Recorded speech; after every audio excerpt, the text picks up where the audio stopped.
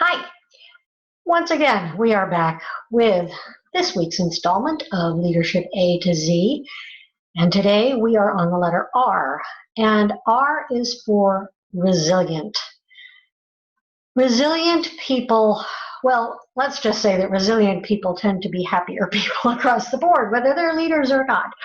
But resilience is really important as a leader because, as I know I have said before, and will undoubtedly say again, the leadership is a gray area. There are many, many nuances. There are always surprises. There are different personalities to deal with. There are situations that come up out of nowhere to deal with. And while there are always decisions to be made, there is often not a clear path to the right decision, right? So oftentimes you are going to be faced with schedule changes, personnel changes. A colleague of mine commented a few weeks ago that he was down 2 people on his team, and this was really impacting things. Projects are going to change, deadlines will change, things will go wrong. Your manager, your leadership will change, all of these things.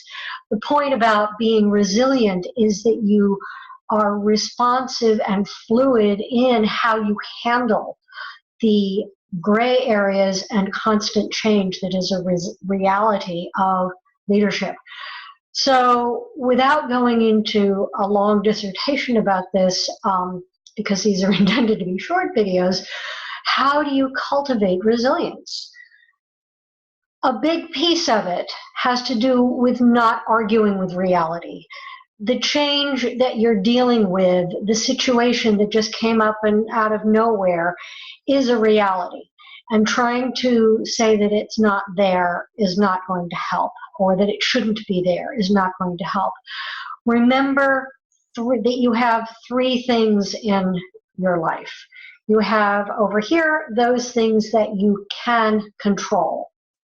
You have over here those things that are outside of your control, and this includes anything that has already happened. I know that when I say that, that sounds incredibly obvious, but I think if you look at your own life and those of the people around you, there are an awful lot of people in situations where we argue with what has already happened. It's happened, you can't change it, don't beat yourself up about it, move on. And then in the middle, we have those things over which we have influence. We can't control them, but they are not completely out of our control. We have influence. Breaking down any situation that you face into those things and being realistic about not arguing with the reality. We can't control other people's reactions. We can't control the past, and so on. We can't control facts that are established.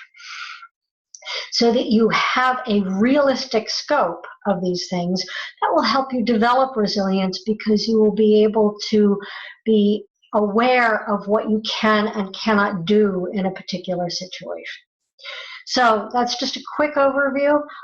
There are a lot of other things that you can do in terms of developing resilience, and resilience really is, of all these letters that we go through, it's one of the top characteristics that as a leader you need to constantly be developing resilience in yourself.